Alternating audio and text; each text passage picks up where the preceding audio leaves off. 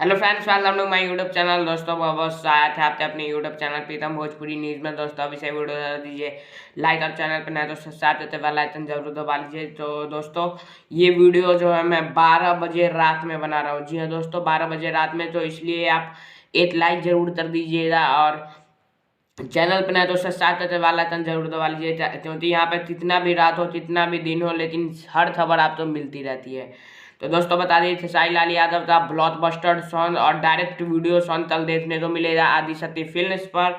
Album का नाम है होली में काजल बदल गई। जी हाँ दोस्तों, इसके लिए अखिलेश कश्यप अपने चैनल के माध्यम से लाइव भी आए थे और बोले थे कि इस गाने को किसी भी विवादित तरीके से ना जोड़े, ये किसी भी विवादित गाना नहीं गाया गया है। तो आप लोग इसे पॉजिटिव गाने इंटरटेनमेंट की तरह से ले, विवाद में ना ले जाए इस गाने को।